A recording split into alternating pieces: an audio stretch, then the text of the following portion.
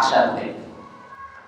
তো যেই ছাত্রটা পড়ালেখা করলো না, সে পরীক্ষার হলে যাওয়ার ইচ্ছা আছে, সে ভালো করে পড়ালেখা করলো না, সে মনে মনে ভাবলো যে আমি পরীক্ষায় ভালো ফলাফল করবো, তাহলে আপনারা কি বলবেন? সেই ছেলেটা খুব জ্ঞানী নাকি? পরীক্ষার জন্য কোনো প্রস্তুতি নেয় নাই, অথচ সে পরীক্ষা দিবে এবং পরীক্ষায় ভালো ফলাফল করবে এবং সবাইকে বলে বেড়াচ্ছে যে না আমি পরীক্ষা দিলে ভালো ফলাফল আসবে, আমি পড়ালেখা না করলে কি হবে? তাকে আপনারা কি বলবেন? হ্যাঁ, কষ্ট হচ্ছে বলতে? আহম্মক, বোকা বলবেন। এরকম আমাদের সমাজে কিছু মানুষ আছে যারা আল্লাহ তাআলার হুকুম পালন করে না, নামাজ পড়ে না, দ্বিধাহীন ভাবে চলে, মন যা চায় তাই করে, অথচ আশা রাখে যে আল্লাহ তাআলা আমাদেরকে মাফ করে দিবে। কি বলেন, এরকম আশা রাখে কিনা? আল্লাহ তাআলা তো মাফ করে দিবেন, তো মাফ যে করবেন তার তো পদ্ধতি আছে নাকি? নিয়ম ছাড়াই মাফ করে দিবেন? তার কিছু নিয়ম আছে না? সেখানে আল্লাহ তাআলার কাছে তওবা করতে হবে, ইস্তিগফার করতে হবে, মাফ চাইতে হবে। এটা তো একটা চেষ্টা। আল্লাহ তাআলার কাছে তওবা করতে হবে, ইস্তিগফার করতে হবে। তো বলতেছিলাম যে মৃত্যু আসার পূর্বেই আমাদেরকে মৃত্যুর জন্য প্রস্তুতি নিতে হবে। তো এই যে একটা বছর আমাদের চলে গেল, গত বছর শবে বরাত থেকে নিয়ে পর্যন্ত শবে বরাত আবার চলে আসছে, আবার আগামী বছর শবে বরাত আমরা পাবো কিনা কারোই জানা নাই। তো মৃত্যু যে কোনো সময় চলে আসতে পারে, এই জন্য মৃত্যুর জন্য আমাদের সদা সর্বদা প্রস্তুত থাকতে হবে। আমরা হলাম এই দুনিয়ায় মনে করেন প্রবাসী নাই, এই এলাকায় তো বহুত মানুষ প্রবাসে থাকে, এলাকার সন্তানরা বহুত প্রবাসে থাকে। তো আপনারা যারা বিদেশে গেছেন, ওখানে গিয়ে আপনারা ঘর বাড়ি করে আরামসে থেকেছেন না নাকি? ওখানে ঘর বাড়ি করছেন না, সবকিছু করছেন না নাকি? ওখানে যে কয় টাকা পাইছেন শুধু খরচটা রেখে বাকি সব টাকা দেশে পাঠাই দিয়েছেন? এরকমই তো। ওখানে যাওয়ার পরে যত টাকা কামাই করছেন, কিছু টাকা রেখে, হাত খরচটা রেখে বাকি সব টাকা পাঠিয়েছেন। ওখানে ঘর করেন নাই, বাড়ি করেন নাই, আরাম করেন নাই যে তাড়াতাড়ি আমি কত বেশি টাকা কামাই করতে পারি, আবার আমার আসল বাড়িতে যেতে হবে। এরকম চেষ্টা করছি কিনা? কথা বলেন না কেন? আমাদের বুঝতে পারতেছেন না? আমাদের আসল বাড়ি তো বাংলাদেশে নাকি? তা আমরা যখন প্রবাসে গেলাম, তো ওখানে গিয়ে যত বেশি টাকা কামাই করা যায় আবার তাড়াতাড়ি আসতে হবে, এই ফিকির থাকে কিনা? তো এই দুনিয়ার ক্ষেত্রে যদি আমরা এই ফিকির করি, তাহলে আমাদের আসল বাড়ি, আমাদের মা এবং বাবা আদম আলাইহিস সালাম এবং হাওয়া আলাইহিস সালাম ছিলেন কোথায়? জান্নাতে। তা আমরা দুনিয়াতে আসছি প্রবাসে, এবং জান্নাতে যাওয়ার তো আর ইচ্ছা নাই, আছে? হ্যাঁ, জান্নাতে যাওয়ার ইচ্ছা আছে, কিন্তু আমরা কেউ মরতে চাই না। মরতে চাই? মরতে চাই না, কেউ মরতে চাই না। দুনিয়া কিভাবে কামানো যায়, বাড়ানো যায়, বাড়ি একটা করছে আর একটা কিভাবে করবো, জমি একটা করছে আর একটা কিভাবে করবো, এই ফিকির।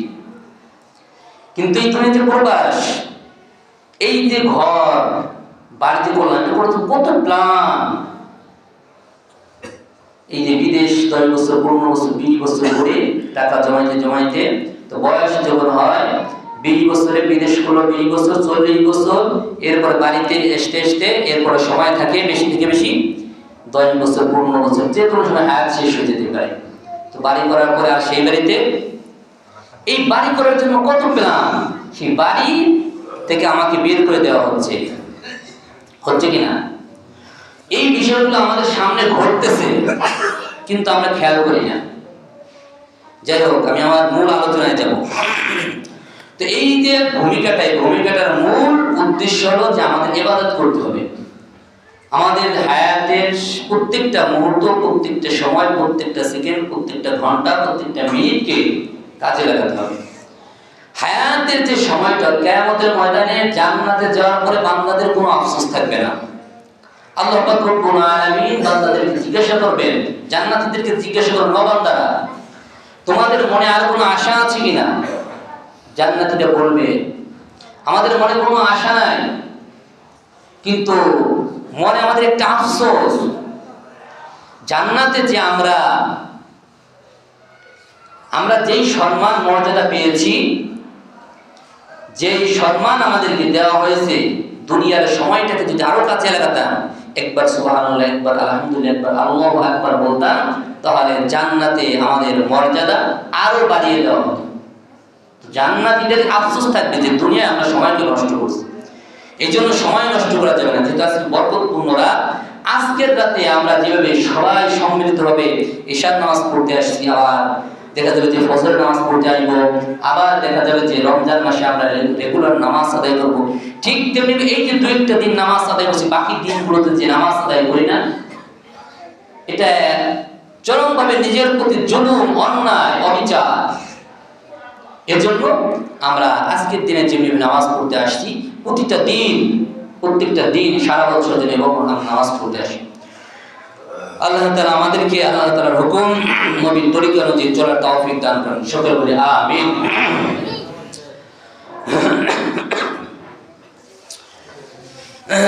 যেহেতু আজকে লাইলাতুন নিসফি মিন শাবান, শবে বরাতের রাত, এই লাইলাতুন নিসফি মিন শাবান এটা হলো লাইলাতুল মুবারাকা। এর অর্থ হলো বরকতপূর্ণ রাত, বরকতময় রাত। আরেকটির নাম হলো লাইলাতুর রহমা। আল্লাহ তাআলার রহমত, বিশেষ রহমত এই রাত্রে অবতীর্ণ হয়। আরেকটা হলো লাইলাতুস সখ, প্রমাণপত্রের রাত। যেমনিভাবে আমরা দলিল পত্র লিখি অথবা ব্যাংকের চেক লিখি, সেই রাত। লাইলাতুল বারাআহ, জাহান্নাম থেকে মুক্তি নিষ্কৃতির রাত। এই রাত্রে আল্লাহ পাক রব্বুল আলামিন অসংখ্য অগণিত জাহান্নামীদেরকে মুক্তি দেন। সুবহানাল্লাহ। এই রাতের যে বরকত, কেউ যদি শুধু ইশার নামাজ এবং ফজরের নামাজ জামাতের সাথে পড়ে, এই রাতে কেউ যদি শুধু ইশার নামাজ জামাতের সাথে পড়ে এবং ফজরের নামাজ জামাতের সাথে পড়ে, তাহলে শবে বরাতের বারাকা ওই ব্যক্তি অর্জন করতে পারবে, লাভ করতে পারবে। হাদিসের মধ্যে আসছে, কেউ যদি ইশার নামাজ জামাতের সাথে পড়ে, তাহলে অর্ধ রাত ইবাদত করার সওয়াব লাভ করবে। আবার কেউ যদি ফজরের নামাজ জামাতের সাথে পড়ে, তাহলে পুরো রাত ইবাদত করার সওয়াব লাভ করবে। হাদিস অনুযায়ী হাদিসের ব্যাখ্যা বলা হচ্ছে যে এই শবে বরাত, শবে কদর, এগুলো যদি কেউ যদি এই ইশার নামাজ জামাতের সাথে পড়ে এবং ফজরের নামাজ জামাতের সাথে পড়ে, তাহলে এই রাতের ফজিলত থেকে সে মাহরুম হবে না, বঞ্চিত হবে না, ফজিলত এবং বরকত লাভ করতে পারবে। তো এই যে শবে বরাত, শবে বরাত, এখানে মূলত 2টা শব্দ, শব একটা, বরাত একটা। শব এটা হলো ফার্সি ভাষা। শব অর্থ হলো রাত, রজনী। শব অর্থ রাত এবং রজনী। বরাত এটা তো আরবি শব্দ, অর্থ মুক্তি, নিষ্কৃতি। তো এই 2টা শব্দ, একটা হলো ফার্সি শব্দ আর একটা হলো আরবি শব্দ। এই 2টি মিলে হচ্ছে শবে বরাত, যার বাংলা অর্থ হবে মুক্তির রজনী, নিষ্কৃতির রজনী। আল্লাহ পাক রব্বুল আলামিন যেহেতু এই রাত্রে অসংখ্য অগণিত মানুষদেরকে জাহান্নাম থেকে মুক্তি দেন, গুনাহ ক্ষমা করে দেন, এজন্য এই রাতকে শবে বরাত বা ভাগ্য রজনী বলা হয়। এটা অত্যন্ত বরকতপূর্ণ রাত। আতা ইবনে ইয়াসির রাদিয়াল্লাহু তাআলা আনহু বলেন, মা মিন লাইলাতিন বাদা লাইলাতিল কদরি আফদালা মিন লাইলাতিন নিসফি মিন শাবান। এই যে একটা বছর আছে 360 বা 65 যে রাত, আর আরবিতে 350 রাত। তো এই রাতগুলোর ভিতরে 5টি রাত শ্রেষ্ঠ। কয়টি রাত শ্রেষ্ঠ? 5টি রাত শ্রেষ্ঠ। 2 ঈদের যে রাত আছে, এই 2 ঈদের রাত শ্রেষ্ঠ। আর 2টা হলো শবে বরাত এবং শবে কদর, আর একটা হলো জুমার রাত। এই 5টি রাত আল্লাহ পাক রব্বুল আলামিনের কাছে শ্রেষ্ঠ। এই 5টি রাতের ভিতরে আবার 2টি রাত শ্রেষ্ঠ, শবে বরাত, শবে কদর। এই 2টি রাতের ভিতরে আবার শবে কদরের মর্যাদা, ফজিলত সবথেকে বেশি। তো এই যে আমরা যে ঈদ করি, আমাদেরকে আল্লাহ পাক রব্বুল আলামিন 2টি ঈদের দিন দান করেছেন। একটা হলো ঈদুল ফিতর আর একটা হলো ঈদুল আযহা। তো ঈদুল ফিতর আর ঈদুল আযহা, এই আমরা যে ঈদ করি দিনের বেলা ঈদ করি, এর কারণ কি আমরা দিনে ঘুমাই না। তো আমরা যেমনি দুইটা ঈদ করি, ফেরেশতাদের ও দুইটা ঈদের রাত আছে। ফেরেশতাদের দুইটা ঈদের রাত আছে। ফেরেশতাদের ঈদ রাতে কেন? কারণ ফেরেশতারা রাত্রে ঘুমায় না, এর জন্য ফেরেশতাদের ঈদ হলো রাত্রে। সেই দুইটা রাত কোন দুইটি রাত? সেটা হলো, একটা হলো শবে বরাত আর একটা হলো শবে কদর। তো আতা ইবনে ইয়াসির রাদিয়াল্লাহু তাআলা আনহু বলেন যে মা মিন লাইলাতিন বাদা লাইলাতুল কদরি, যে রাতের মধ্যে এই এক বছর যত রাত আছে, এই সকল রাতের ভিতরে লাইলাতুল কদরের পরে আফদালু মিন লাইলাতিন নিসফি মিন শাবান, লাইলাতুল নিসফি মিন শাবান, লাইলাতুল কদরের পরে লাইলাতুল নিসফি মিন শাবান, এই যে শবে বরাত শাবান মাসের মধ্য রজনী, এর মর্যাদা শবে কদরের পরেই এর মর্যাদা, শবে কদরের পরেই শবে বরাতের মর্যাদা।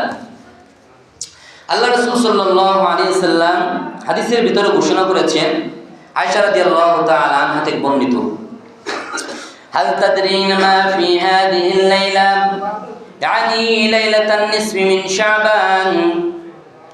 আয়েশা রাদিয়াল্লাহু তাআলা আনহা থেকে বর্ণিত, আল্লাহ রাসূল সাল্লাল্লাহু আলাইহি ওয়াসাল্লাম সাহাবায়ে কিরামদেরকে ডাক দিয়ে বলেন, ওয়া বান সাহাবীরা, হাল তাদরিনা মা ফি হাদিহিল লাইলা, তোমাদের মাঝে যে রাতটি আগমন করেছে লাইলাতুন নিসফি মিন শাবান, এই রাতের ভিতরে কি রয়েছে তোমরা কি জানো কিনা? মা ফিহা ইয়া রাসূলুল্লাহ, ইয়া রাসূলুল্লাহ, ইয়া হাবিবাল্লাহ, এই রাতের ভিতরে কি আছে? এই রাতের মর্যাদা কি আপনি আমাদেরকে জানিয়ে দেন। ফাকালাত নবী আলাইহিস সালাতু ওয়াস সালাম, আল্লাহ রাসূল সাল্লাল্লাহু আলাইহি সাল্লাম ঘোষণা করেছেন, ফিহা আইয়াতুবা কুল্লু মাউলুদিন মিন বানি আদম ফি হাদিহিস সানা, এই যে লাইলাতুন নিসফি মিন শাবান, ফিহা আইয়াতুবা কুল্লু হালিকিন মিন বানি আদম ফি হাদিহিস সানা, এই শবে বরাত রাতে এই শাবান মাসের মধ্য রজনীতে আল্লাহ পাক রব্বুল আলামিন একটা তালিকা করেন, একটা লিস্ট করেন, এই শাবান থেকে নিয়ে আগামী শাবান পর্যন্ত এক বছরের ভিতরে কত মানুষ এই দুনিয়ায় জন্মগ্রহণ করবে, কি পরিমাণ নবজাতক জন্মগ্রহণ করবে, এবং ওয়াফিহা ইয়াতবাকুল মুহালিকিন মিন বানি আদম ফি হাদিস সানা, এবং এই শবে বরাত থেকে নিয়ে আগামী শবে বরাত পর্যন্ত কি পরিমাণ মানুষের মৃত্যু হবে, আল্লাহ পাক রব্বুল আলামিন তার একটা লিস্ট করেন, একটা তালিকা করে কি পরিমাণ মানুষ মারা যাবে, কি পরিমাণ মানুষ জন্মগ্রহণ করবে। ওয়াফিহা তুনফু আমালুহুম, এটা এমন একটি রাত যেই রাতে আল্লাহ পাক রব্বুল আলামিনের দরবারে এই গোটা পৃথিবীর যত মানুষ আছে সকল মানুষের আমলগুলোকে আল্লাহ তাআলার দরবারে পেশ করা হয়। দুনিয়ার সকল মানুষের আমলগুলোকে আল্লাহ তাআলার দরবারে পেশ করা হয়। ওয়াফিহা তানজিলু রাযাকুম, আল্লাহ পাক রব্বুল আলামিন এই বরকতপূর্ণ রজনীতে বান্দাদের রিজিকের ফয়সালা করে দেন। এমন একটি রাত যেই রাত্রে বান্দার জন্ম মৃত্যু লেখা হয় এবং আমলকে আল্লাহ তাআলার দরবারে পেশ করা হয় এবং বান্দার রিজিকের ফয়সালা হয়। অন্য হাদিসের ভিতরে এসেছে, আল্লাহ রাসূল সাল্লাল্লাহু আলাইহি ওয়াসাল্লাম ঘোষণা করেছেন, ইদা কানা লাইলাতুন নিসফি মিন শাবান দুফিয়া ইলা মালাকিন মিন মাউতি সাফিহা ফাকাল। পূর্বের হাদিসের ব্যাখ্যা, আল্লাহ পাক রব্বুল আলামিন লাইলাতুন নিসফি মিন শাবানে একটা তালিকা, একটা লিস্ট মালাকুল মাউতের কাছে দেন, ইলা মালাকুল মাউতি সাহিফা ফাকালা, একটি তালিকা, একটি লিস্ট মালাকুল মাউতের কাছে দেওয়ার পরে একথা ঘোষণা করেন। মালাকুল মাউত কি বলেন? আজরাইল আলাইহিস সালাতু ওয়াস সালামকে বলেন, আকবাদু মিন হাযিহিস সাহিফা, এই তালিকার মধ্যে, এই লিস্টের মধ্যে যাদের নাম রয়েছে, আকবাদু মিন হাযিহিস সাহিফা, এই লিস্টের মধ্যে, এই তালিকার মধ্যে যাদের নামগুলো রয়েছে তাদের জানগুলোকে তুমি কবজ করে নেবে। এই শবে বরাত থেকে নিয়ে আগামী শবে বরাত পর্যন্ত কি পরিমাণ মানুষ মারা যাবে আল্লাহ পাক রব্বুল আলামিন তাদের নামগুলো লিস্ট করে তালিকাভুক্ত করে আজরাইল আলাইহিস সালাতু ওয়াস সালামের কাছে অর্পণ করে দেন। অথচ মানুষ জানে না, মানুষ অমনোযোগী, বেখেয়াল, সে তার মৃত্যুর কথা বলে যায়। ফাইনাল আবদা লিয়াদরিসু ওয়ারাসাম, সে তার মৃত্যুর কথা বলে, পরকালের কথা বলে, আল্লাহ তাআলার হুকুমকে বলে, বিধানকে বলে, রাসূলের সুন্নাতগুলোকে বলে সে দুনিয়ার খেত খামারে কাজ কারবারে লিপ্ত থাকে, গাছপালা লাগানোর কাজে ব্যস্ত থাকে, ওয়ানতুন আজওয়াজা, এবং সে বিবাহ শাদী নিয়ে ব্যস্ত থাকে। দুনিয়ার মধ্যে আমরা দেখতে পাই বিবাহ করতে যায়, বিবাহ করতে যাওয়ার আগে গাড়ি অ্যাক্সিডেন্ট হয়ে মারা যায়, আবার বিবাহ করে আসতেছে, আসার পথে বউ, হাজবেন্ড, ওয়াইফ উভয়ে একসাথে মারা যায়। এরকম হয় কিনা? অথচ তারা জানে না, বেখেয়াল, অমনোযোগী। অথচ আল্লাহ তাআলা তাদের ব্যাপারে ফয়সালা করেছেন যে তাদের এই আগামী শবে বরাত আসার পূর্বেই তাদের হায়াত শেষ। অথচ তারা বেখেয়াল, তাদের হায়াত শেষ হয়ে যায়।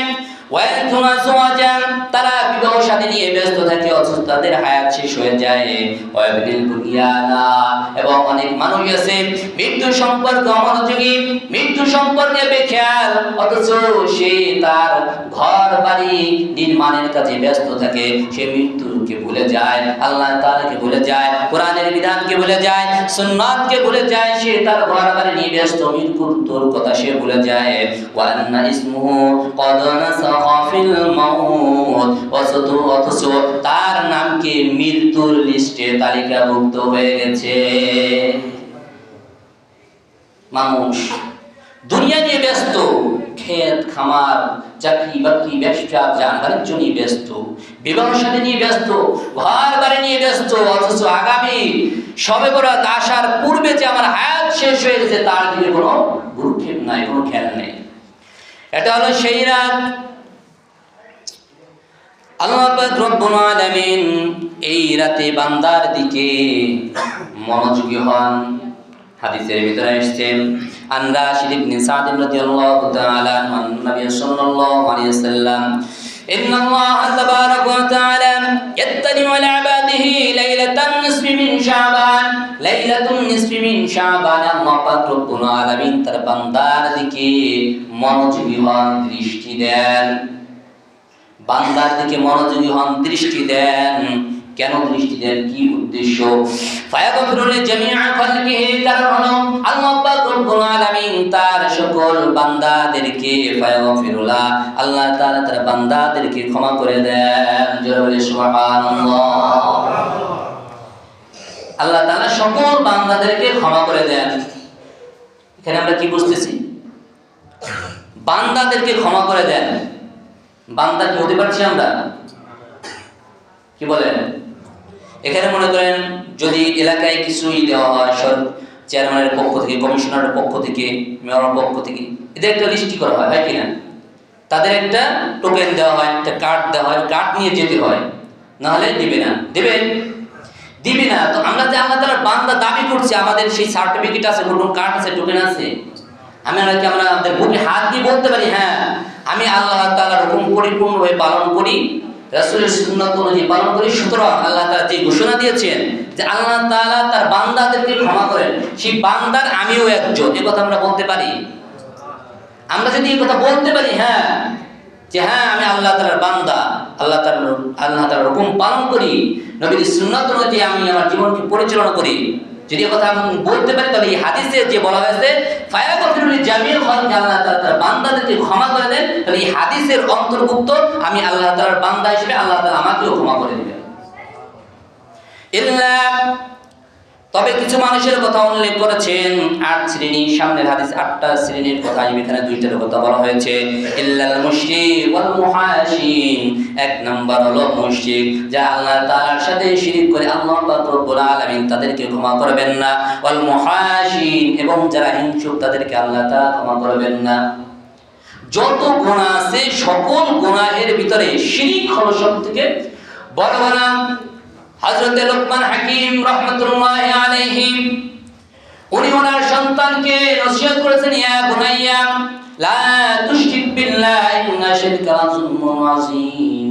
তুমি শিরক করবে না, কারণ শিরক এমন একটা গুনাহ শিরকের মতো বড় জুলুম আর কোনো জুলুম হতে পারে না। আল্লাহ তাআলা সব গুনাহ ক্ষমা করবেন, কিন্তু শিরকের গুনাহ আল্লাহ তাআলা ক্ষমা করবেন না। শিরক এত ভয়ঙ্কর গুনাহ, সেটাও যদি খাঁটি দিলে ইখলাসের সাথে আমরা তওবা করতে পারি যে আল্লাহর জীবনে শিরক করব না, তাহলে আল্লাহ তাআলা আমাদেরকে ক্ষমা করে দেবেন। ওয়াল মুহাশিন, 2 নাম্বার হলো হিংসু। এটা একটা মারাত্মক রোগ,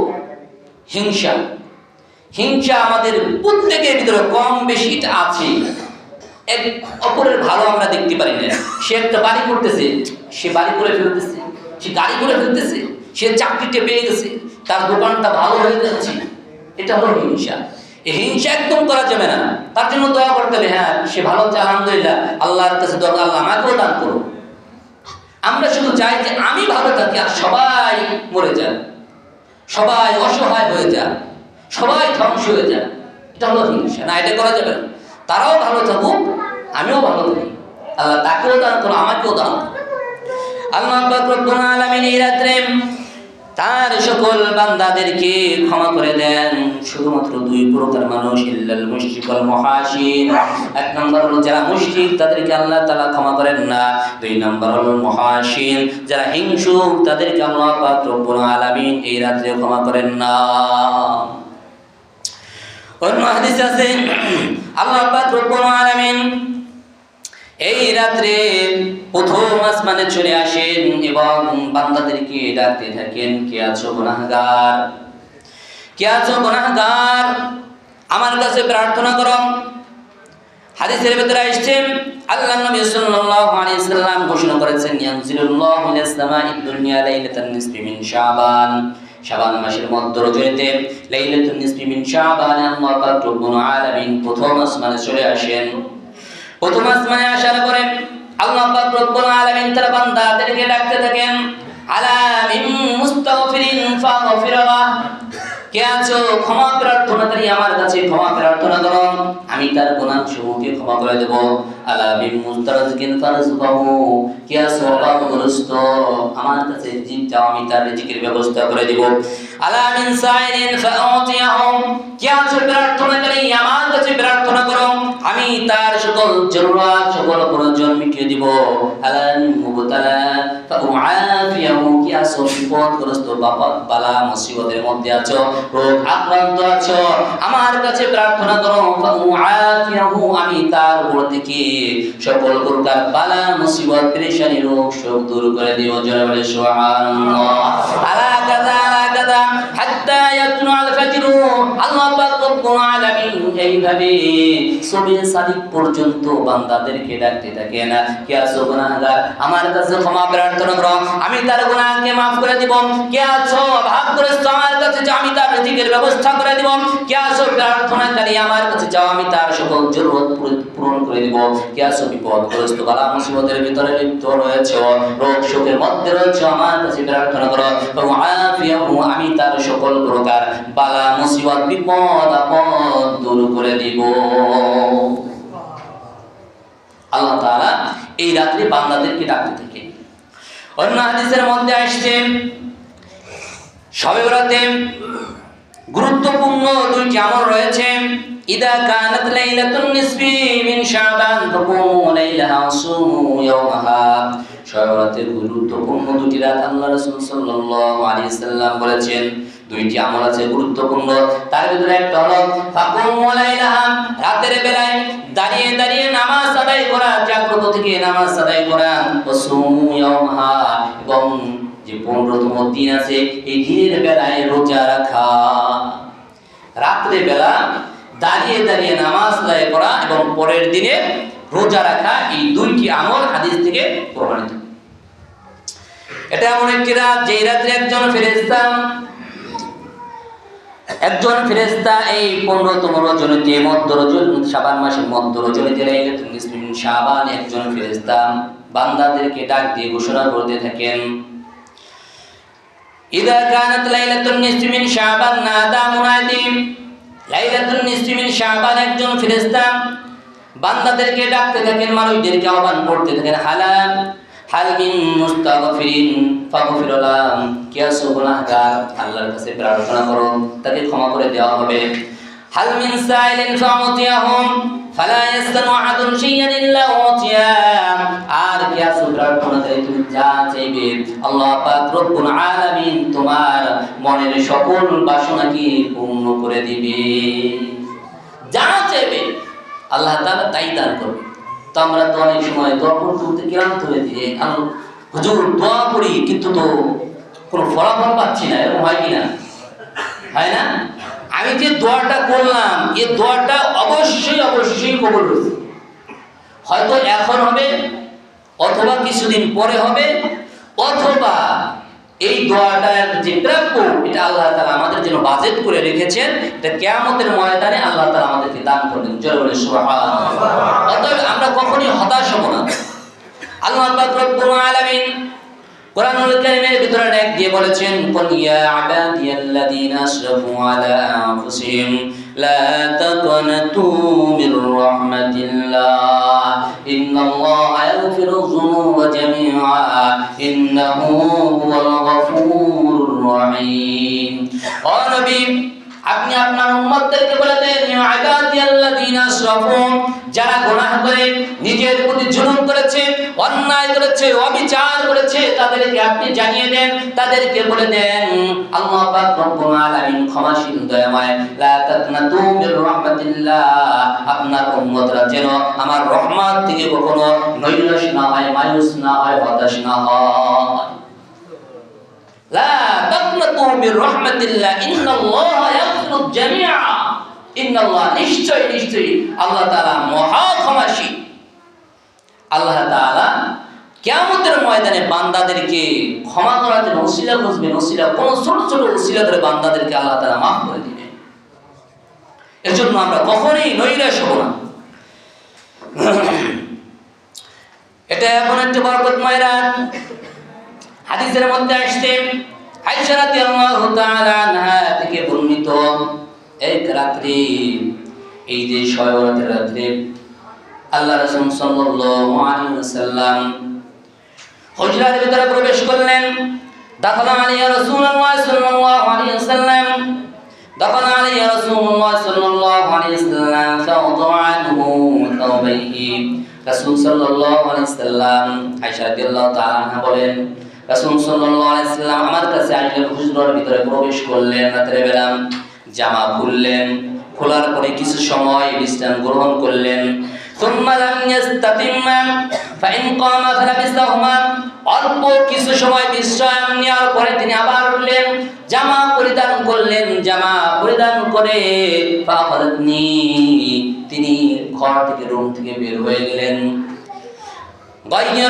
গায়রাতুন শাদীদাতুন, আমার প্রচন্ড চোট লাগলো, আত্মমর্যাদায় বাঁধলো, ঈর্ষা হলো, কারণ আজকে যেহেতু আমার ভাগে বন্টন, আজকে যেহেতু আমার পালা, আল্লাহ রাসূল সাল্লাল্লাহু আলাইহি ওয়াসাল্লাম তার স্ত্রীদের পালা বন্টন করে এক রাত এক স্ত্রীর কাছে থাকতেন।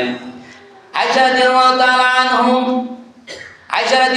তাআলা আনহা তার ঈর্ষা হলো যে আজকে যেহেতু আমার পালা, আজকের রাত যেহেতু আমার ভাগে, কিন্তু রাসূল সাল্লাল্লাহু আলাইহি ওয়াসাল্লাম আমার কথা শুনলেন, আবার উঠে গেলেন। কারণটা কি?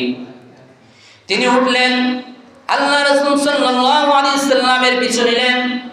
আল্লাহ রাসূল সাল্লাল্লাহু আলাইহি ওয়াসাল্লামের পিছনে আস্তে আস্তে হাঁটছিলেন। আল্লাহ রাসূল কোথায় যান? হাঁটতে গিয়ে দেখেন আল্লাহ রাসূল সাল্লাল্লাহু আলাইহি ওয়াসাল্লাম জানাতু আন্নাহু ইয়াতি বা'দা সুফিহা فخرجت أتباعهم فأدركتهم بقية الغرقدين। আল্লাহ রাসূল সাল্লাল্লাহু আলাইহি ওয়াসাল্লাম কে গিয়ে দেখি তিনি জান্নাতুল বাকিতে দাঁড়িয়ে গেছেন, দোয়া করতেছেন, আস্তাগফিরু লিল মুমিনিনা ওয়াল মুমিনাত ওয়াল শুহাদা। আল্লাহ রাসূল সাল্লাল্লাহু আলাইহি ওয়াসাল্লাম গোটা পৃথিবীর মুসলিমিন, মুসলিমাত, মুমিনিন, মুমিনাত এবং শহীদদের জন্য আল্লাহ তাআলার কাছে ক্ষমা প্রার্থনা করেছেন, দোয়া করেছেন। এই রাতে আল্লাহ রাসূল সাল্লাল্লাহু আলাইহি ওয়াসাল্লাম কবরস্থানে গিয়েছেন, গিয়ে তামাম পৃথিবীর মুসলিমাত মুমিনিন মুমিনাত এবং শহীদদের জন্য দোয়া করেছেন। আয়েশা রাদিয়াল্লাহু তাআলা আনহা বললেন, ফাকুনতু বিআবি ওয়া উম্মি আনতা ফি হাজাতি রাব্বিকা ওয়া আনা ফি হাজাতি দুনিয়া। আল্লাহ রাসূল সাল্লাল্লাহু আলাইহি ওয়াসাল্লাম তিনি তার মুনিবের ভালোবাসায় মহব্বতে তিনি রাতের ঘুমকে ত্যাগ করে স্ত্রীর সাথে স্ত্রীর ভালোবাসা মহব্বতকে ত্যাগ করে তিনি আল্লাহ তাআলার মহব্বতে পাগল হয়ে কবরস্থানে এসে তিনি তামাম পৃথিবীর মুসলিমাত মুমিনিন মুমিনাতের জন্য দোয়া করেছেন। আর আমি দুনিয়ার মহব্বতের পিছনে ছুটে আছি, দুনিয়ার পিছনে আমি আছি, দুনিয়ার মহব্বত ভালোবাসার মনে আছি। আল্লাহ রাসূল সাল্লাল্লাহু আলাইহি ওয়াসাল্লাম তার উম্মতদেরকে কতটা ভালোবাসেন, তার সাহাবীদেরকে কতটা ভালোবাসতেন। তিনি রাতের ঘুমকে বিসর্জন দিয়ে তিনি জান্নাতুল বাকিতে গিয়ে তার উম্মতের জন্য দোয়া করেছেন। আয়েশা রাদিয়াল্লাহু তাআলা আনহা বলেন যে আল্লাহ রাসূল সাল্লাল্লাহু আলাইহি ওয়াসাল্লাম আল্লাহ তাআলার মহব্বতে কবরস্থানে এসে দোয়া করেছেন, আর আমি দুনিয়ার মহব্বতে লিপ্ত রয়েছি। ফানসরাফতু, আমি দ্রুত আল্লাহ রাসূল সাল্লাল্লাহু আলাইহি ওয়াসাল্লামের কাছ থেকে ফিরে আসলাম। ফাদাখালতু হুজরাতে, আমি রুমের ভিতরে প্রবেশ করলাম। ওয়ালিয়া নাফসুন আলি, আর যেহেতু আমি দ্রুত রুমের ভিতরে আসছি, আমার শ্বাস ওঠানামা করছে, নিঃশ্বাস দ্রুত বেরিয়ে উঠছে। আল্লাহ রাসূল সাল্লাল্লাহু আলাইহি ওয়াসাল্লাম ওয়ালিহাকানি রাসূলুল্লাহ সাল্লাল্লাহু আলাইহি ওয়াসাল্লাম, রাসূল সাল্লাল্লাহু আলাইহি ওয়াসাল্লাম কিছুক্ষণের মধ্যেই রুমে প্রবেশ করলেন। তিনি দেখছেন যে আমার শ্বাস ওঠানামা করেছে। ফাকালা নবী আলাইহিস সালাতু ওয়াসসালাম, রাসূল সাল্লাল্লাহু আলাইহি ওয়াসাল্লাম প্রশ্ন করলেন, মা হাদা নাফসু ইয়া আয়েশা, হে আয়েশা তোমার এই অবস্থা কেন? তুমি কি ভয় পেয়েছো কিনা? তোমার শ্বাস ওঠানামা করছে কিনা? তোমার শ্বাস ওঠানামা করছে কেন? তুমি কি ভয় পেয়েছো? আয়েশা রাদিয়াল্লাহু তাআলা আনহা বললেন, না ইয়া রাসূলুল্লাহ, ইয়া হাবিবাল্লাহ, আমি আর আত্মমর্যাদায় লেগেছে, আমি চোট খেয়েছি, আমার চোট লেগেছে যে আজকে যেহেতু আমার পালাবন্টন, অতএব আপনি আমার কাছে শুয়েছেন, কিছু সময় বিশ্রাম নিয়েছেন, আবার উঠে গেছেন, এটা আমার আত্মমর্যাদায় লেগেছে। আমি ভেবেছি হয়তো আপনি অন্য কোনো স্ত্রীর কাছে গিয়েছেন, আমি এটা ভেবেছি। আল্লাহ রাসূল সাল্লাল্লাহু আলাইহি ওয়াসাল্লাম ঘোষণা করলেন, আয়েশা তুমি জানো আমি যখন শুয়েছি, শোয়ার সাথে সাথেই হযরতে জিবরাইল আলাইহিস সালাতু ওয়াসসালাম আমার কাছে আগমন করলেন। আগমন করে তিনি ঘোষণা দিলেন, ইয়া রাসূলুল্লাহ, ইয়া হাবিবাল্লাহ, আজকের যে রাত এটা হলো লাইলাতুন নিসফি মিন শাবান, অত্যন্ত বরকতময় রাত। আয়েশা তুমি কি মনে করেছো তোমার উপরে আল্লাহ এবং আল্লাহর রাসূল জুলুম করবেন? না না, এটা কখনো হতে পারে না, এটা অত্যন্ত বরকতময় রাত। জিবরাইল আলাইহিস সালাতু ওয়াসসালাম ঘোষণা করলেন এটা অত্যন্ত বরকতময় রাত। এই রাতে আল্লাহ পাক রব্বুল আলামিন অসংখ্য অগণিত জাহান্নামীদেরকে মুক্তি দেন। এটা এমন একটা রাত, কি পরিমাণ মুক্তি দেন! আল্লাহ রাসূল সাল্লাল্লাহু আলাইহি ওয়াসাল্লাম ঘোষণা করেছেন, বনু কালবের বকরির পালের পশম যে পরিমাণ আছে তার থেকেও বেশি পরিমাণ মানুষদেরকে আল্লাহ পাক রব্বুল আলামিন এই রাতে ক্ষমা করে দেন। জয় বলে সুবহানাল্লাহ। বনু কাল এটা মদিনায় একটা নাম করা একটা গোত্র ছিল। তো যেহেতু ওই সময় বকরি ছাগল প্রতিপালন হতো বেশি, যেহেতু ওই সময় তারা বেড়া বকরি এগুলো লালন পালন করতো, যে তো গোটা মদিনার ভিতরে বনু কাল তারা ছিল বকরি লালন পালনের সেরা। তাদের প্রায় 20,000 ছাগল বকরি ছিল। তো তারা প্রসিদ্ধ ছিল, জন্য আল্লাহ রাসূল সাল্লাল্লাহু আলাইহি ওয়াসাল্লাম যে বনু কালবের কথা বলেছেন। তো 20,000 বকরি ছাগলের শরীরে কি পরিমাণ পশম আছে? একটা ছাগলের একটা বকরির শরীরে কি পরিমাণ পশম, এটা আমরা গুণে শেষ করতে পারবো? গুণে শেষ করা যাবে না। তো 20,000 বকরির শরীরে কি পরিমাণ পশম, এর থেকে বেশি পরিমাণ জাহান্নামীদেরকে আল্লাহ তাআলা এই রাতে মুক্তি দেন। জয় বলে সুবহানাল্লাহ। এটা এমন একটা রাত। আল্লাহ রাসূল সাল্লাল্লাহু আলাইহি ওয়াসাল্লাম আরো ঘোষণা করেন যে এই রাতে অসংখ্য অগণিত মানুষদেরকে ক্ষমা করে দেন, কিন্তু 8 শ্রেণী, কত শ্রেণী? 8 শ্রেণী মানুষদেরকে আল্লাহ পাক রব্বুল আলামিন এই রাতে ক্ষমা করেন না, তাদের দিকে রহমতের দৃষ্টিতে তাকান না। এক নাম্বার হলো লা ইয়ানজুরুল্লাহু ফিহা ইলাল মুশরিক। এক নাম্বার হলো যে মুশরিক শিরিক করেছে, আল্লাহ পাক রব্বুল আলামিন কোন শিরিককারীকে ক্ষমা করেন এবং তার দিকে রহমতের দৃষ্টিতে তাকান না। দুই নাম্বার হলো ওয়ালা ইলা মুহাসিন, হিংসুককে আল্লাহ পাক রব্বুল আলামিন এই রাত্রে ক্ষমা করেন না এবং তার দিকে রহমতের দৃষ্টিতে তাকান না। ওয়ালা ইলা কাতি'i রহিমিন, যে ব্যক্তি আত্মীয়তা সম্পর্ক ছিন্ন করে, আত্মীয়দের সাথে সুসম্পর্ক রাখে না, আত্মীয়দের সাথে ভালো ব্যবহার করে না, তাদের খোঁজ খবর নেয় না, ভাই বোনের খবর নেয় না, বোন ভাইয়ের খবর নেয় না, ভাই ভাইয়ের খবর নেয় না, মা বাবা বৃদ্ধ বৃদ্ধা হয়ে গেলে তাদের খোঁজ খবর নেয় না, ছেলে মেয়ে যখন অনেক বড় হয়ে যায় একে অপরের সাথে কারোর সাথে সুসম্পর্ক রাখে না, মামা খালা ফুফুদের সাথে সুসম্পর্ক রাখে না, যারা আত্মীয়তা ছিন্নকারী তাদেরকে আল্লাহ পাক রব্বুল আলামিন এই রাতে ক্ষমা করবেন না এবং তাদের দিকে রহমতের দৃষ্টিতে তাকাবেন না। ওয়ালা ইলা মুসবিলিন, যুবক ভাইরা আমরা গুরুত্ব সহকারে শুনে রাখি, ওয়ালা ইলা মুবসিরিন, যারা টাকনুর নিচে জামা পরিধান করে, কাপড় পরিধান করে, আল্লাহ পাক রব্বুল আলামিন তাদের দিকে রহমতের দৃষ্টিতে তাকাবেন না, তাদের দিকে আল্লাহ পাক রব্বুল আলামিন রহমতের দৃষ্টিতে তাকাবেন না এবং তাদেরকে আল্লাহ পাক রব্বুল আলামিন ক্ষমা করবেন না। অন্য হাদিসের ভিতরে আল্লাহ রাসূল সাল্লাল্লাহু আলাইহি সাল্লাম ঘোষণা করেছেন, মা আসফালা মিনাল কাবাইনি জারিফিন নার, যে ব্যক্তি টাকনুর নিচে জামা অথবা কাপড় পরিধান করবে, টাকনুর নিচের ওই অংশ জাহান্নামে যাবে। জোরে বলে নাউজুবিল্লাহ। তো টাকনুর নিচের অংশ যদি জাহান্নামে যায়, বাকি অংশ কোথায় যাবে? জান্নাতে নাকি? তো টাকনুর নিচের অংশ ঘরে না নিয়ে আপনি ঘরে প্রবেশ করতে পারবেন? হ্যাঁ না, টাকনুটা শুধু ঘরের ভিতরে, তোর বাকি অংশ বাইরে থাকবে, চলবে? আগুনের ভিতরে একটা আঙ্গুল দিয়ে দেখেন তো আপনার পুরো শরীর জ্বলে কিনা? হ্যাঁ, আগুনের ভিতরে একটা আঙ্গুল কেউ দিতে পারবেন? এরকম সাহস করা আছে নি? পারা যাবে। তো জাহান্নামে যদি শুধু টাকনুর নিচের অংশ যায়, তো বাকি অংশ কি অবস্থা হবে এটা বোঝাই যাচ্ছে। এর জন্য আমরা টাকনুর নিচে কাপড় পরিধান করব। আল্লাহ রাসূল সাল্লাল্লাহু আলাইহি সাল্লাম ঘোষণা করেছেন, ওয়ালা ইলা মুবসিরিন, যারা টাকনুর নিচে কাপড় পরিধান করে আল্লাহ পাক রব্বুল আলামিন তাদের দিকে রহমতের দৃষ্টিতে তাকাবেন না, তাদেরকে আল্লাহ পাক রব্বুল আলামিন ক্ষমা করবেন না। ওয়ালা ইলা উকুকিল ওয়ালিদাইন, 5 নাম্বার হলো যারা মাতা পিতার সাথে নাফরমানি করে, মাতা পিতার অবাধ্য সন্তান, যারা মাতা পিতার সাথে ভালো ব্যবহার করে না, মাতা পিতার হক আদায় করে না, তাদেরকে আল্লাহ পাক রব্বুল আলামিন ক্ষমা করবেন না, তাদেরকে আল্লাহ পাক রব্বুল আলামিন ক্ষমা করবেন না এবং তাদের দিকে আল্লাহ পাক রব্বুল আলামিন রহমতের দৃষ্টিতে তাকাবেন না। ওয়ালা ইলা মুদমিনি খামরিন, 6 নাম্বার হলো যারা মদ পান করে, নেশা করে, গাঁজা খায়, আল্লাহ পাক রব্বুল আলামিন ওই সকল বান্দাদেরকে ক্ষমা করবেন না এবং তাদের দিকে রহমতের দৃষ্টিতে তাকাবেন না। ওয়ালা ইলা কাহিন, যারা গণককে বিশ্বাস করে, যারা গণককে বিশ্বাস করে আল্লাহ পাক রব্বুল আলামিন তাদেরকে ক্ষমা করবেন না, তাদের দিকে রহমতের দৃষ্টিতে তাকাবেন না। আমাদের যখন কোনো কিছু হারিয়ে যায়, কোনো সমস্যায় পড়ি, কোনো বালা মুসিবত চলে আসে, আমরা গণকের কাছে জিজ্ঞেস করি যে আমার এই সমস্যাটা হয়েছে কেন হলো, কে করেছে, কে আমার এই জিনিসটা চুরি করে নিয়ে গেল, আমার মোবাইলটা হারিয়ে গেছে, গুনতে যাই কে নিল, ঘরটির কোনো জিনিস হারিয়ে গেছে, এই জিনিসটা কে নিল, আমরা গণকের কাছে যাই। গণকের কাছে যাওয়া যাবে না, এই কাহিনীকে বিশ্বাসও করা যাবে না। যারা এই গণককে বিশ্বাস করে, গণকের কাছে যায়, তাদেরকে আল্লাহ পাক রব্বুল আলামিন এই রাতে ক্ষমা করবেন না এবং তাদের দিকে রহমতের দৃষ্টিতে তাকাবেন না। ওয়ালা ইলা রাবি, এটা মারাত্মক। ওয়ালা ইলা রাবি, এটা অনেক মারাত্মক। এটা আমরা এই বিষয় নিয়ে কথা বলতে সাহস পাই না, কথা বললেই সমস্যা, তারপরে তো বলতে হবে, না বললে তার উপায় নাই।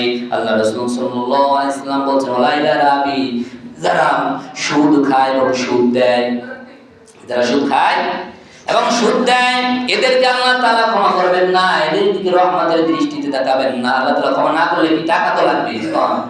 টাকা লাগবে, এদেরকে আল্লাহ পাক রব্বুল আলামিন ক্ষমা করবেন না, মাফ করবেন। আল্লাহ রাসূল সাল্লাল্লাহু আলাইহি ওয়াসাল্লাম এ পর্যন্ত আলোচনা করার পরে আল্লাহ রাসূল সাল্লাল্লাহু আলাইহি ওয়াসাল্লাম আয়েশাকে বললেন, আয়েশা, আজকে যেহেতু অত্যন্ত বরকতময় রাত, ভাগ্য রজনী, এই রাত্রে তুমি কি আমাকে একটু অনুমতি দিবে কিনা ইবাদত করার? এটা যেহেতু অত্যন্ত বরকতময় রাত, এই রাতে আমাকে একটু ইবাদত করার অনুমতি দিবে কিনা। স্ত্রীর কাছে অনুমতি চাচ্ছেন। কে অনুমতি চাচ্ছেন? আল্লাহর পরে যার মর্যাদা সম্মান, সে তার স্ত্রীর কাছে অনুমতি চাচ্ছে। আমরা কি কোনো বিষয়ে আমাদের স্ত্রীদের কাছে অনুমতি নেওয়ার প্রয়োজন মনে করি? আমরা মনে করি আমি সব, আমি কি অনুমতি নিব।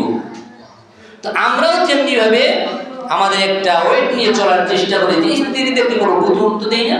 তো এখন সমাজের অবস্থা এই পর্যায়ে দাঁড়াইছে যে স্ত্রীর ও স্বামীর কোনো অনুমতি নেওয়ার কোনো বিষয় প্রয়োজন মনে করে না। সে তার মন চায়, যা মন চায় সে তাই করে। এ দ্বারা কি হয়? পরিবারের ভিতরে, দাম্পত্য জীবনের ভিতরে একটা ভয়ঙ্কর সমস্যার সৃষ্টি হয়, দাম্পত্য কলহ সৃষ্টি হয়। এজন্য যে কোনো বিষয়, ঘরের কোনো বিষয় আসলে আমরা অবশ্যই স্ত্রীদের সাথে আমরা পরামর্শ করব। আল্লাহ রাসূল সাল্লাল্লাহু আলাইহি সাল্লাম আয়েশাকে বললেন, আয়েশা, এই রাতে আমি ইবাদত করতে চাই, তুমি কি আমাকে অনুমতি দিবে কিনা? আয়েশা রাদিয়াল্লাহু তাআলা আনহা বললেন, হ্যাঁ হ্যাঁ, অবশ্যই অবশ্যই ইয়া রাসূলুল্লাহ, ইয়া হাবিবাল্লাহ, আপনি এই রাতে ইবাদত করতে পারেন, কোনো সমস্যা নাই। আল্লাহ রাসূল সাল্লাল্লাহু আলাইহি সাল্লাম নামাজে দাঁড়িয়ে গেলেন। দীর্ঘ সময় দাঁড়িয়ে থাকলেন, হাত্তা তাতমাইন্না, এমনকি যখন তার অন্তরে তৃপ্তি হলো, দীর্ঘ সময় হলো, অতঃপর আল্লাহ রাসূল সাল্লাল্লাহু আলাইহি সাল্লাম রুকুতে গেলেন। হাত্তা তাআদিলা, দীর্ঘ সময় তিনি রুকু করলেন, অতঃপর ফাসাজাদা, তিনি সিজদায় গেলেন। হাত্তা তাতমাইন্না, এবং দীর্ঘ সময় তিনি সিজদা করলেন। এত লম্বা সময় সিজদা করলেন যে আয়েশা রাদিয়াল্লাহু তাআলা আনহা তিনি বলতেছেন যে আমি মনে মনে ভাবছিলাম যে হয়তো আল্লাহ রাসূল সাল্লাল্লাহু আলাইহি সাল্লামের ইন্তেকাল হয়ে গেছে। সুবহানাল্লাহ।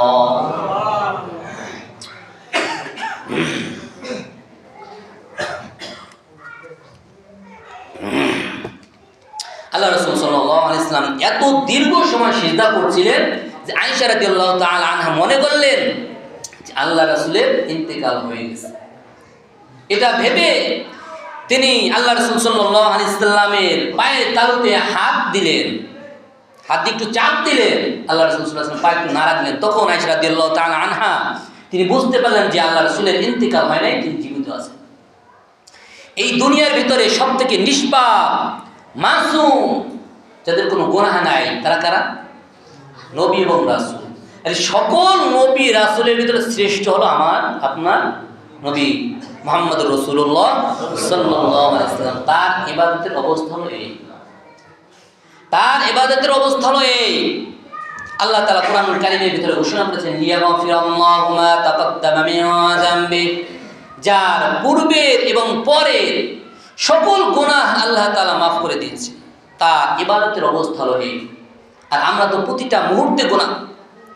সেই নবী স্বয়ং দৈনিক 70 বার আল্লাহ তাআলার দরবারে ইস্তিগফার করতেন, তওবা করতেন। অন্য হাদিসে আছে 100 বার তওবা করতেন। যেই নবীর পূর্বে পরে কোনো গুনাহ নাই, সেই নবী দৈনিক 100 বার, 70 বার ইস্তিগফার করতেন, তওবা করতেন। আমাদের কি পরিমাণ ইস্তিগফার তওবা করা দরকার। হযরত ওমর রাদিয়াল্লাহু তাআলা আনহু একদিন এক সফরে যাচ্ছিলেন সাহাবায়ে কিরামদেরকে নিয়ে। খলিফাতুল মুসলিমিন হযরত ওমর রাদিয়াল্লাহু তাআলা আনহু প্রশ্ন করলেন, ও আমার সাথীরা, আল্লাহ পাক রব্বুল আলামিনের পক্ষ থেকে কোনো হতাশাজনক আয়াত আল্লাহ তাআলা কোরআনুল কারীমের ভিতরে নাযিল করেছে কিনা? আব্দুল্লাহ ইবনে মাসউদ রাদিয়াল্লাহু তাআলা আনহু বললেন, আমিরুল মুমিনিন, হ্যাঁ, আল্লাহ তাআলা কোরআনুল কারীমের ভিতরে হতাশাজনক আয়াত নাযিল করেছেন। কোন আয়াত? আমিরুল মুমিনিন হযরত ওমর রাদিয়াল্লাহু তাআলা আনহু প্রশ্ন করলেন, কোন আয়াত? হযরত আব্দুল্লাহ ইবনে মাসউদ রাদিয়াল্লাহু তাআলা আনহু বললেন, ফামান ইয়ামাল মিসকালা যাররাতিন খায়রান ইয়ারা ওয়া মান ইয়ামাল মিসকালা যাররাতিন শাররান ইয়ারা। বান্দা যে নেক আমল করে, ছোট থেকে ছোট, আদনা থেকে আদনা, অনু থেকে অনু, যে গুনাহ আল্লাহ বান্দা করবে, ওই গুনাহগুলোকে আল্লাহ পাক রব্বুল আলামিন লিপিবদ্ধ করে রাখবে। যে গুনাহ করুক না সেই। যখন এই আয়াত নাযিল হয়, আল্লাহর নবীর এক সাহাবী আল্লাহর হাবিবকে প্রশ্ন করলেন, ইয়া রাসূলুল্লাহ, ইয়া হাবিবাল্লাহ, আমি যে গুনাহগুলো করেছি এই গুনাহগুলো কি কিয়ামতের ময়দানে আমাকে দেখানো হবে কিনা? আল্লাহ রাসূল সাল্লাল্লাহু আলাইহি ওয়াসাল্লাম বলেন, হ্যাঁ হ্যাঁ, ওয়া উদিআল কিতাবু ফাতারাল মুজরিমিনা মুশফিকিন, হ্যাঁ হ্যাঁ, অবশ্যই কিয়ামতের ময়দানে তোমার ছোট থেকে ছোট গুনাহগুলো তোমার সামনে পেশ করা হবে। এই কথা শোনার সঙ্গে সঙ্গে সাহাবী কেঁদে দিলেন। হযরত ওমর রাদিয়াল্লাহু তাআলা আনহু ছোট্ট শিশু বাচ্চা নাই টুকরে টুকরে কাঁদছিলেন। হায় হায়, কি অবস্থা, কি হবে? যিনি ইসলামের দ্বিতীয় খলিফা আমিরুল মুমিনিন, তিনি আয়াতের অর্থ শুনে কাঁদতেছিলেন। কিছু সময় পর আবার প্রশ্ন করলেন, ও সাহাবীরা, ও আমার সাহাবীরা, ও আমার বন্ধুরা, আল্লাহ পাক রব্বুল আলামিন সান্তনার বাণী হিসেবে কোন আয়াত আছে কিনা? হযরত আব্দুল্লাহ ইবনে মাসউদ রাদিয়াল্লাহু তাআলা আনহু বললেন, হ্যাঁ আছে। আমিরুল মুমিনিন হযরত ওমর রাদিয়াল্লাহু তাআলা আনহু বললেন, কোন আয়াত? আব্দুল্লাহ ইবনে মাসউদ রাদিয়াল্লাহু তাআলা বললেন, কুল ইয়া ইবাদিয়াল্লাযীনা আসরাফু আলা আনফুসিহিম লা তাকনাতু মির রাহমাতিল্লাহ ইন্নাল্লাহা ইয়াগফিরুয যুনুবা জামিআ ইন্নাহু হুয়াল গফুরুর রহিম।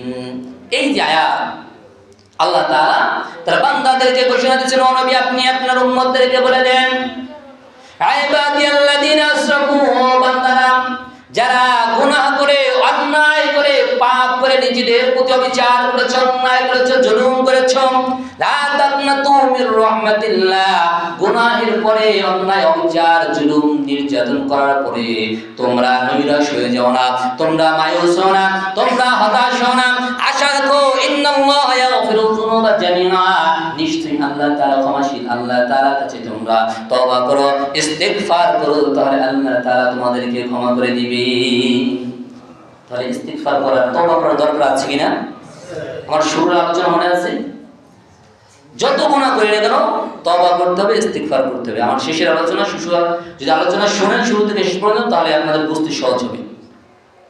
তো শুরুতে বলছিলাম তওবা ইস্তিগফার করতে হবে। আমার আলোচনার শেষেও এসে আমরা এটা বুঝলাম যে আমরা যতই গুনাহ করি না কেন তওবা করতে হবে, ইস্তিগফার করতে হবে। আজকের আলোচনার মূল বিষয় হলো যে আমাদের তওবা করতে হবে, ইস্তিগফার করতে হবে। তওবা করার চারটি শর্ত। কয়টি শর্ত? চারটি শর্ত। এক নম্বর শর্ত হলো, পূর্বে যে আমরা গুনাহগুলো করেছি এই গুনাহের প্রতি অনুতপ্ত হতে হবে, লজ্জিত হতে হবে। আমরা যখন কোনো অপরাধ সমাজে করে এরপরে ধরা খাওয়ার পরে কি পরিমাণ লজ্জা লাগে, যে মানুষের সামনে, এলাকার সমাজ সকলের সামনে দাঁড়াতে হয়, কি একটা অস্বস্তিকর পরিবেশ হয়ে যায়। তো এই যে একটা লজ্জা হয়, ওইভাবে আমার নিজের ভিতরে নিজেকে লজ্জা দিতে হবে যে না, আমি যে গুনাহটা করছি, গুনাহটা তো লেখা হয়েছে, তো আল্লাহ তাআলা দেখছে। কাল কিয়ামতের ময়দানে আল্লাহ তাআলা জবানকে বন্ধ করে দিবেন। সূরা ইয়াসিনের মধ্যে আসছে, আল-ইয়াওমা নাখতিমু আলা আফওয়াহিহিম ওয়া তুকাল্লিমুনা আইদিহিম ওয়া তাশহাদু আরজুলুহুম বিমা কানু ইয়াকসিবুন। কাল কিয়ামতের ময়দানে বান্দার এই জবানকে বন্ধ করে দেওয়া হবে। কাল কিয়ামতের ময়দানে হাত আমার বিরুদ্ধে সাক্ষী দিবে, এই চোখ আমার বিরুদ্ধে সাক্ষী দিবে, এই কান আমার বিরুদ্ধে সাক্ষী দিবে, এই পা আমার বিরুদ্ধে সাক্ষী দিবে। উপায় নাই। এজন্য হায়াত শেষ হওয়ার পূর্বে আমাদেরকে তওবা ইস্তিগফার করে আল্লাহ তাআলার পথে, সঠিক পথে চলে আসতে হবে। তওবার ইস্তিগফার করতে হবে। তওবার এক নম্বর শর্ত হলো, আমি যে গুনাহগুলো করেছি এই গুনাহের প্রতি অনুতপ্ত হতে হবে, লজ্জিত হবে। দুই নম্বর শর্ত হলো, আমি যে গুনাহগুলো করেছি, যে কোনো গুনাহ, ছোট থেকে ছোট, বড় থেকে বড়, সকল প্রকার গুনাহ এখন থেকে নিয়ে আর করব না, এই প্রতিজ্ঞা, মজবুত ইচ্ছা করতে হবে, মজবুত ভাবে ইরাদা করতে হবে, ইচ্ছা করতে হবে, এখন থেকে আমি আর কোনো গুনাহ করব না, গুনাহ ছেড়ে দেব। আর তিন নাম্বার শর্ত হলো যে ভবিষ্যতে আমি আর গুনাহ করব না, এখন করব না, এখন তো গুনাহ ছেড়েই দিলাম, ভবিষ্যতে আর কোনোদিন মৃত্যু পর্যন্ত আর গুনাহ করব না। তিন নাম্বার শর্ত।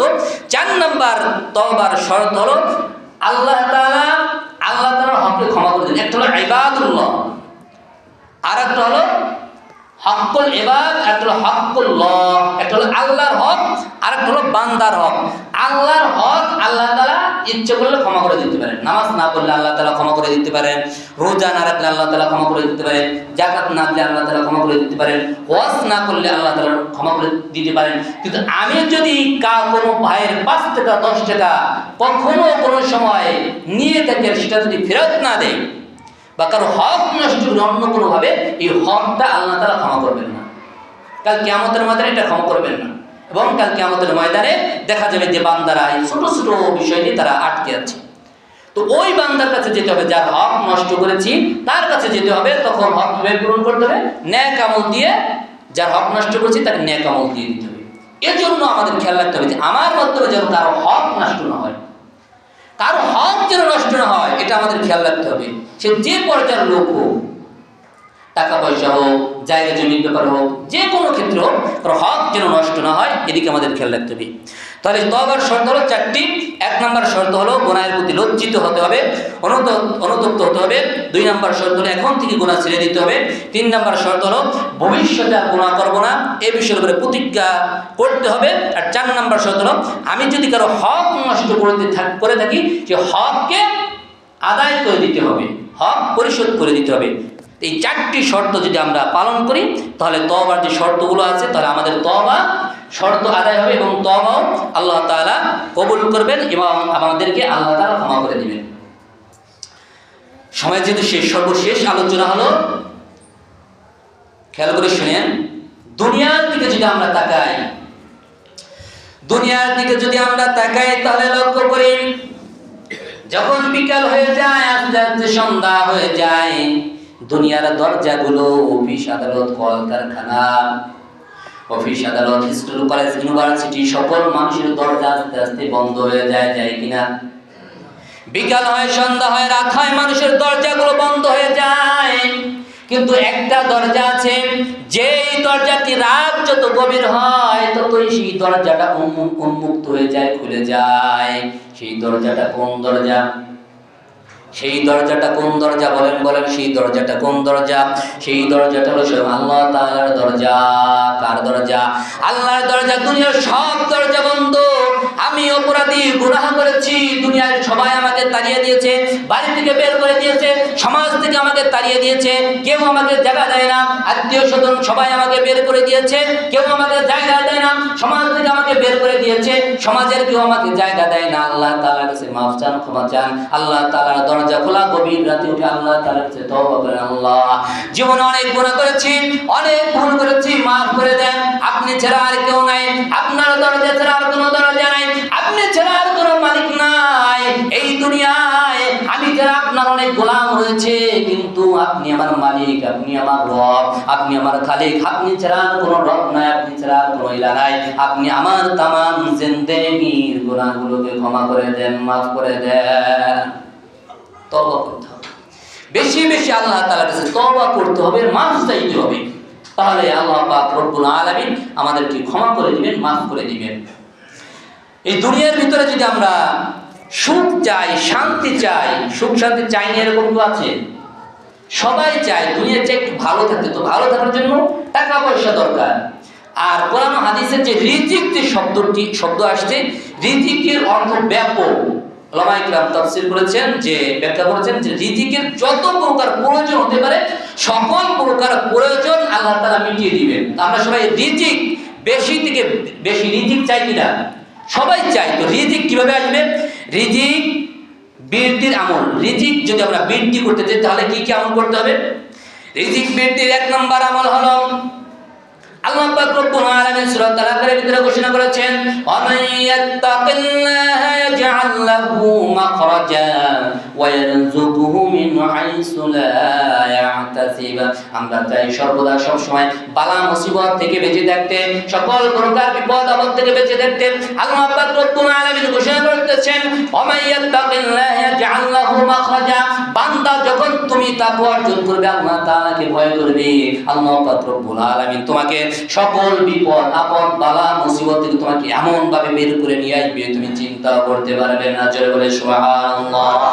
শুধু তাই নয়, ওয়ারযুকু মিন হাইসু লা ইয়াহতাসিব, এবং তোমাকে বিপদ থেকে মুক্তি দেওয়ার সাথে সাথে তোমাকে এত পরিমাণ রিজিকের ব্যবস্থা করে দেবে, ওর থেকে রিজিকের ব্যবস্থা হবে কিভাবে করবে সেটা তুমি চিন্তাও করতে পারবে না, কল্পনাও করতে পারবে না। বিপদ থেকেও আল্লাহ তাআলা রক্ষা করবে এবং রিজিকের ব্যবস্থা করে দিবেন। এটা হলো 1 নম্বর আমল। 1 নম্বর তাকওয়া অর্জন করতে হবে আল্লাহ তাআলার ভয়। আল্লাহ তাআলার ভয়। নামাজ পড়া সহজ, রোজা রাখা সহজ, হজ করা সহজ, যাকাত দেওয়া সহজ, কিন্তু আল্লাহ তাআলার ভয় যদি অন্তরে না থাকে তাহলে গুনাহ থেকে বেঁচে থাকা বড় মুশকিল। দান করা সহজ, কিন্তু গুনাহ থেকে বেঁচে থাকতে আল্লাহ তাআলার ভয় যতক্ষণ পর্যন্ত আমার ভিতরে না আসবে ততক্ষণ পর্যন্ত গুনাহ থেকে বেঁচে থাকা সম্ভব হবে না। 1 নম্বর আমল হলো তাকওয়া অর্জন করা। 2 নম্বর আমল হলো বেশি বেশি ইস্তিগফার করা। সূরা নূহের ভিতরে আল্লাহ তাআলা ঘোষণা করেছেন, ফাকুনতুস্তাগফিরু রাব্বাকুম ইন্নাহু কানা গফফারা ওয়া ইউমদিদুকুম বিআমওয়াল। যারা ধন সম্পদ চাই, আমরা বেশি বেশি টাকা পয়সা চাই, আল্লাহ তাআলা ঘোষণা করেছেন ফাকুনতুস্তাগফিরু, তোমরা কি করো? তোমাদের রবের ইস্তিগফার করো, বেশি বেশি রবের কাছে ক্ষমা চাও, প্রার্থনা করো। ইন্নাহু কানা গফফারা, তিনি ক্ষমাশীল। ইস্তিগফার করলে কি লাভ হবে? ক্ষমা প্রার্থনা করলে কি লাভ হবে? আল্লাহ তাআলার কাছে মাফ চাইলে কি হবে? ওয়ায়ুমদিদুকুম বিআমওয়াল, আল্লাহ পাক রব্বুল আলামিন তোমাদের সম্পদকে বাড়িয়ে দিবে। সম্পদকে যদি আমরা বাড়াইতে চাই, দুনিয়ার বিভিন্ন জায়গায় না গিয়ে আমরা ইস্তিগফার করি, বেশি বেশি আল্লাহ তাআলার কাছে তওবা করি, তাহলে আল্লাহ তাআলা আমাদের সম্পদকে বাড়িয়ে দিবেন। 3 নম্বর আমল হলো শুকর করা, বেশি বেশি শুকর করা। অল্পের দৃষ্টি থেকে আল্লাহ তাআলা যেভাবে রাখেন আমাকে এটা ভালোর জন্য করেন। সূরা ইব্রাহিমের ভিতরে আল্লাহ তাআলা ঘোষণা করেছেন, লা ইন শাকারতুম লাযিদান্নাকুম ওয়া লা ইন কাফারতুম ইন্না আযাবি লাশাদীদ। ও আমার বান্দারা, তোমরা বেশি বেশি বেশি বেশি শুকরিয়া আদায় করো।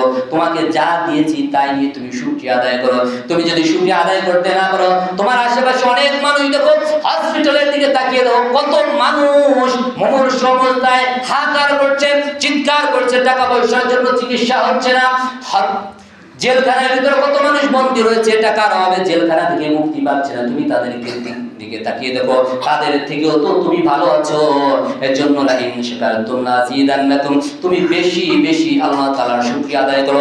শুকরিয়া আদায় করলে কি লাভ হবে? লাযিদান্নাকুম, তোমার নিয়ামতকে, তোমার রিজিককে আমি বৃদ্ধি করে দেব। জোরে বলে সুবহানাল্লাহ। ওয়ালা ইন কাফারতুম ইন্না আযাবি লাশাদীদ, আর তুমি যদি আমার নিয়ামতের শুকরিয়া আদায় করো না করো, তুমি যদি আমার প্রতি কৃতজ্ঞ না হও, অকৃতজ্ঞ বান্দা হয়ে যাও, তাহলে তোমাকে আমি লাযিদান্নাকুম আযাবি লাশাদীদ, তাহলে তোমাকে আমি কঠিন থেকে কঠিন শাস্তির ভিতরে নিক্ষেপ করব। নাউযুবিল্লাহ। তুমি শুকরিয়া আদায় করো, তোমার নিয়ামতকে, তোমার রিজিককে আমি বাড়িয়ে দিব। আর তুমি যদি শুকরিয়া আদায় না করো, তাহলে তোমাকে আমি কঠিন মুসিবতের ভিতরে ফেলে দিব। তোমাকে যে নিয়ামত দিয়েছি এই নিয়ামত ছিনিয়ে নিব এবং কঠিন মুসিবতের ভিতরে, বিপদের ভিতরে ফেলে দিব। 4 নম্বর আমল হলো বেশি বেশি দান করা। দান করলে সম্পদ বাড়ে। আল্লাহ তাআলা সূরা বাকারার 276 নম্বর আয়াতে আল্লাহ তাআলা ঘোষণা করেছেন, ইয়া মাহাকুল্লাহু রিবা ওয়াল বিসসাদাকাত, যারা সুদ খায়, সুদ দেয়, সুদ নেয়, তাদের সম্পদকে আল্লাহ তাআলা কমিয়ে দেন। ওয়াল বিসসাদাকাত, আর যারা সাদকা করে, দান করে, তাদের সম্পদকে আল্লাহ পাক রব্বুল আলামিন বাড়িয়ে দেন। জোরে বলি সুবহানাল্লাহ। রিজিক বৃদ্ধির 5 নম্বর আমল হলো আত্মীয়দের সাথে সুসম্পর্ক রাখা। আত্মীয়দের সাথে সুসম্পর্ক রাখা, ভালো ব্যবহার করা। আল্লাহ রাসূল সাল্লাল্লাহু আলাইহি ওয়াসাল্লাম হাদিসের ভিতরে ঘোষণা করেছেন, তোমরা যদি কেউ চাও তোমাদের রিজিক বৃদ্ধি করতে এবং তোমাদের হায়াত বৃদ্ধি করতে, তাহলে তোমাদের আত্মীয়দের সাথে, ভাই বোনের সাথে, বোন ভাইয়ের সাথে, মা বাবার সাথে, অন্যান্য যে আত্মীয় স্বজন রয়েছে সকলের সাথে সুসম্পর্ক রাখো, তাহলে তোমাদের হায়াত এবং রিজিক বৃদ্ধি পাবে। সুবহানাল্লাহ। 6 নম্বর আমল হলো আল্লাহ পাক রব্বুল আলামিন সূরা তাহার 132 নম্বর আয়াতে আল্লাহ তাআলা ঘোষণা করেছেন, তোমরা যারা রিজিক বৃদ্ধি করতে চাও, আল্লাহ তাআলা আল্লাহর হাবিবকে আদেশ করেছেন, ওয়া আমুর আহলাকা বিস-সালাতি ওয়াসতাবির আলাইহা লা নাসআলুকা রিজকা নাহনু নারযুকুকা ওয়াল আকিবাতু তাকওয়া। স্বয়ং আল্লাহ পাক রব্বুল আলামিন তার দোস্তকে, তার হাবিবকে আদেশ করেছেন, ও নবী ওয়ামুর আহলাকা ওয়াসতাবির আলাইহা, আপনি নামাজ আদায় করুন এবং আপনার অধীনস্থ যারা রয়েছে আপনার পরিবারকে আপনি নামাজের আদেশ করুন। ওয়ামুর আহলাকা বিসসালাতি ওয়াসতাবির আলাইহা লা নাসআলুকা রিজকা, আমি আপনার কাছে রিজিক চাই না, বরং রিজিক তো আমি আপনাকে দান করব। সুবহানাল্লাহ। রিজিকের মালিক কে? আল্লাহ। গোটা পৃথিবীতে যা দেখি আর না দেখি, জমিনের নিচে যত সম্পদ আছে, ওয়ালিল্লাহি মিরাসুস সামাওয়াতি ওয়াল আরদ, আসমানে জমিনের ভিতরে যত সম্পদ আছে সকল সম্পদের মালিক আল্লাহ। তো এই রিজিক যদি আমার ভাগ্যে আমার কাছে আনতে চাই, তাহলে এই যে 6টি আমল বললাম, এই 6টি আমল আমাদের অবশ্যই করতে হবে। তো যে আমলগুলোর কথা বললাম, অন্যান্য যে আলোচনা করলাম, যে আজকে যেহেতু অত্যন্ত বরকতময় রাত, এই রাতের আমলগুলো আমরা অবশ্যই করব। অন্যান্য যে আমলগুলোর কথাগুলো বললাম সেগুলো করব।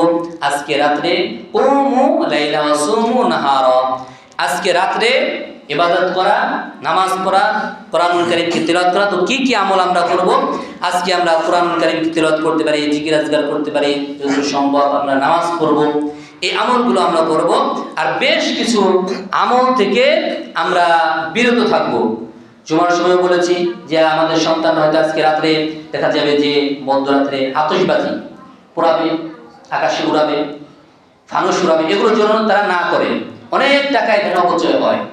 তারপরে পটকা ফুটায়, এ দ্বারা আমরা পত্রিকায় দেখতে পাই যে এইগুলো পড়তে গিয়ে অনেক বাচ্চারা আহত হয়, অনেকে নিহত হয়, অনেকে ঘর বাড়িতে আগুন লেগে যায়, হয় কিনা? এই সংবাদগুলো আসে। এজন্য আমরা যে গার্জিয়ান আছি আমাদের সতর্ক থাকতে হবে, বাচ্চারা যেন এই আমলগুলো, এই যে কাজগুলো আছে, এ ধরনের অপচয় অনেক টাকা নষ্ট হয়, এগুলো যেন তারা না করে। এই কাজগুলো থেকে আমরা বিরত থাকবো এবং শরীয়ত বিরোধী সকল প্রকার কাজকর্ম থেকে আমরা বিরত থাকব। এবং যেহেতু আজকে অত্যন্ত বরকতময় রাত, এই রাতে আমরা বেশি থেকে বেশি ইবাদত করার চেষ্টা করব। আল্লাহ পাক রব্বুল আলামিন আমাদেরকে তৌফিক দান করেন। কিন্তু সময় একটু বেশি হয়ে গেল, প্রায় 10-12 মিনিট। যাই হোক, আল্লাহ তাআলা আমাদেরকে এই কথাগুলোর উপরে সর্বপ্রথম বোঝার সাথে সাথে আমল করার তৌফিক দান করেন। আমিন। আলহামদুলিল্লাহি রাব্বিল আলামিন। তখন আমরা ইনশাআল্লাহ ব্যক্তিগত আমল করব। 2 রাকাত করে 4 রাকাত করে নামাজ। আজকের রাতের বিশেষ কোনো ইবাদত নাই, খাস কোনো ইবাদত নাই। আপনার ইচ্ছা মতো নামাজ, স্বাভাবিকভাবে যেভাবে নামাজ পড়ি সেইভাবে 2 রাকাত করে 4 রাকাত করে সূরা মিলিয়ে যে সূরা পারেন, কোনো সূরা নির্ধারিত নাই, কোনো সূরা নির্ধারিত, যে সূরা পারেন সেই সূরা দিয়ে নামাজ পড়তে হবে। আপনি যত নামাজ পড়তে পারেন, তো যত বেশি নামাজ পড়তে পারেন ততটাই ভালো, যত বেশি পারেন ততটাই পড়বেন। রাকাতের কোনো হিসাব নাই, এরপরে কোনো নিয়ম নাই, যতটা পারেন ততটাই পড়তে হবে। এবং আমরা এই মসজিদে পড়বো, বাসায় গিয়েও আমরা ইবাদত করার চেষ্টা করবো। বাসায় যারা আছে ছেলে সন্তান, তাদেরকেও ইবাদতের প্রতি আমরা উদ্বুদ্ধ করব। এখন থেকে আমরা 11টা পর্যন্ত নামাজ পড়বো, 11টা পর্যন্ত নামাজ পড়বো। এরপরে যখন 10:50 বাজবে তখন আপনারা বেতের পড়ে ফেলবেন, 10 মিনিটের ভিতরে বেতে শেষ হয়ে যাবে। এরপরে 11টার সময় ইনশাআল্লাহ দোয়া হবে। আল্লাহ পাক রব্বুল আলামিন আমাদেরকে তৌফিক দান করেন। আমিন। এরপরে তাবারকের ব্যবস্থা আছে, দোয়ার পরে তাবারকের ব্যবস্থা আছে, আমরা সকলেই তাবারক নিয়ে যাব। আল্লাহ তাআলা আমাদেরকে আমল করে তৌফিক দান করেন। আমিন। ব্যক্তিগতভাবে